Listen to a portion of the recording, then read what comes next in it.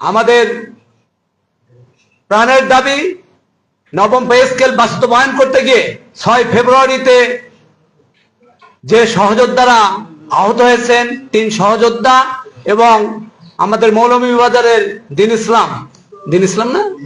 ইসলাম প্রথম পর্যায়ে তাকে রেখেছিল পুলিশ হেফাজতে, পরবর্তীতে তাকে টর্চার সেলে রেখেছিলেন। সেই সহযোদ্ধা ভাই সহ প্রিন্ট মিডিয়া, ইলেকট্রনিক মিডিয়ার সম্মানিত কর্মকর্তাবৃন্দ, গোয়েন্দা সংস্থার সম্মানিত কর্মকর্তাবৃন্দ, আইন প্রয়োগকারী সংস্থার সম্মানিত কর্মকর্তাবৃন্দ, সম্মানিত সুধী, আসসালামু আলাইকুম ওয়া রাহমাতুল্লাহ। আমি আমাদের সম্মানিত প্রধান অতিথি, বিশেষ অতিথি দুইজনই তাদের সাংগঠনিক কর্মকাণ্ড, গুরুত্বপূর্ণ কর্মকাণ্ডে আরো 2টি প্রোগ্রামে তারা যাবেন। এই জন্য আমি বাধ্য হয়ে শুধু তাদেরকে অবগতির জন্য আমি আমাদের নবম পে স্কেলের বিষয়ে অবগত করার জন্য আমি আমার বক্তব্য পেশ করছি। আমি সবিনয়ে আমাদের শ্রদ্ধাভাজন আজকের প্রোগ্রামের প্রধান অতিথি, বিশেষ অতিথি অবগতির জন্য বলছি, আমরা প্রজাতন্ত্রের কর্মচারী, আমরা সর্বশেষ 2015 সালে 8ম পে স্কেল পেয়েছি। 2015 সালে 8ম পে স্কেল, যে পে স্কেলটি পেয়েছি সেই পে স্কেলটি ছিল বৈষম্যে ভরা। আমরা চেয়েছিলাম 1:4, আমাদেরকে দেওয়া হয়েছে 1:10। আমরা প্রথম পর্যায়ে 8ম পে স্কেল সংশোধনের জন্য, বিশেষ করে 11 থেকে 20 গ্রেডের কর্মচারী, তাদের জন্য আমরা সংশোধনের জন্য তৎকালীন ফ্যাসিস্ট সরকারের কাছে বিভিন্ন আবেদন নিবেদন করে কোনো লাভ হয়নি। আমাদের বৈষম্য দূর করা তো দূরের কথা, আমাদের কথা শোনার চেষ্টাও করেননি। আমরা চেয়েছিলাম, আমরা প্রজাতন্ত্রের কর্মচারী, আমরা কেন আমাদের বেতন ভাতা পে স্কেলের জন্য, ন্যায্য প্রাপ্তির জন্য আমাদেরকে আন্দোলন করতে হবে, রাস্তায় নামতে হবে। আমরা প্রজাতন্ত্রের সুশৃঙ্খল কর্মচারী, আমরা আবেদন নিবেদনের মাধ্যমে চেষ্টা করেছিলাম। বিগত ফ্যাসিস্ট সরকার আমাদের আবেদন নিবেদনের বিষয় তো গুরুত্ব দেওয়া দূরের কথা, আমাদেরকে আলোচনায় বসার কোনো সুযোগ করে দেননি। আমাদেরকে এনএসআই দিয়ে, আমাদেরকে আইন প্রয়োগকারী সংস্থা দিয়ে, আমাদের নেতৃবৃন্দকে, আমি সহ আমাদের নেতৃবৃন্দকে বিভিন্ন সময় তুলে নিয়ে গেছেন। আমরা বিগত 22 সাল 23 সালে আমাদের ন্যায্য প্রাপ্তি নবম পে স্কেলের জন্য আমাদের কর্মচারীদের কেন্দ্রীয় শহীদ মিনারে মহাসমাবেশ ডেকেও সেই সমাবেশ আমাদেরকে আইন প্রয়োগকারী সংস্থা তথা গোয়েন্দা সংস্থা এনএসআই কর্তৃক আমাদের এই কথা বলার সুযোগটুকু আমাদেরকে দেননি। আমাদেরকে এনএসআই অফিসে তুলে নিয়ে গিয়ে আমাদেরকে বাধ্য করেছেন আমাদের কর্মসূচি প্রত্যাহার করার জন্য, কর্মসূচি স্থগিত করার জন্য।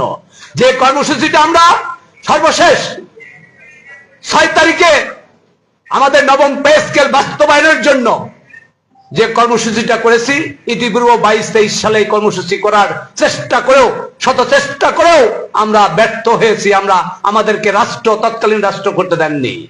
আমরা ডক্টর ইউনূস সরকার তথা ইন্টেরিয়র গভর্নমেন্টের সময় ডক্টর ইউনূস মহোদয়ের কাছে আমরা সাক্ষাৎ চেয়ে আবেদন দিলাম। আবেদনের বিষয় তার প্রধান উপদেষ্টার কার্যালয় থেকে আমাদেরকে বলা হলো, আপনাদের আন্দোলন কর্মসূচি করা লাগবে না, আবেদনের বিষয়ে আমরা পে স্কেল বাস্তবায়ন করব।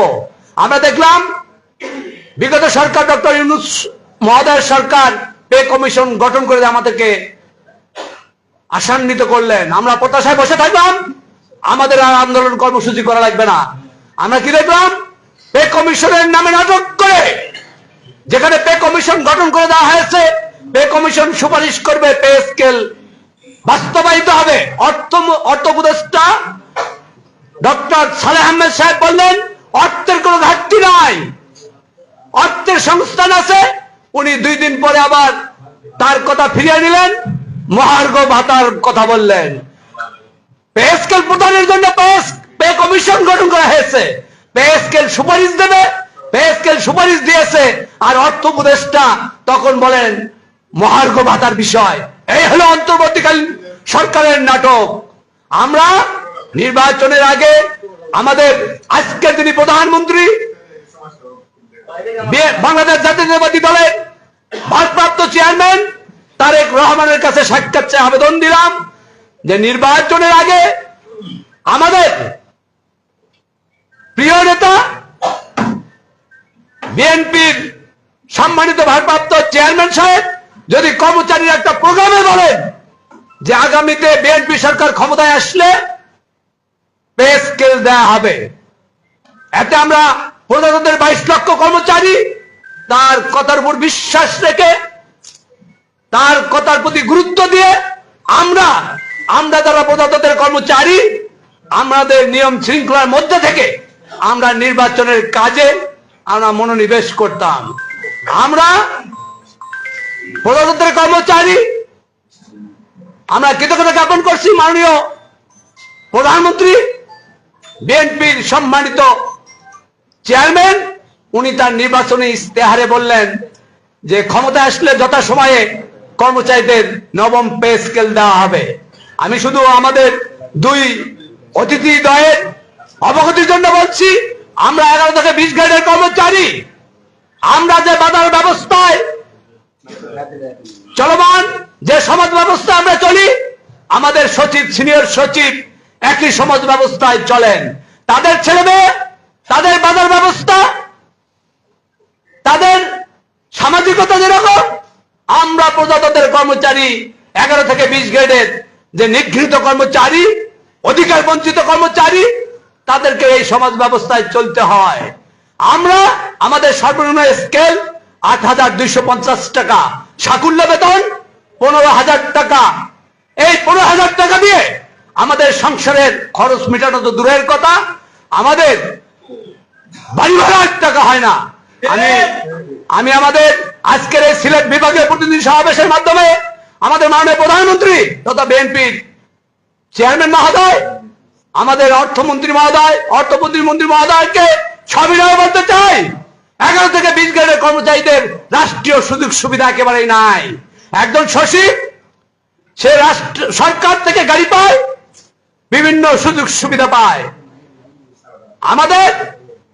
আমি 11 থেকে 20 গ্রেডের কর্মচারীদের বেতন ভাতার বাইরে কোনো সুযোগ সুবিধা নাই।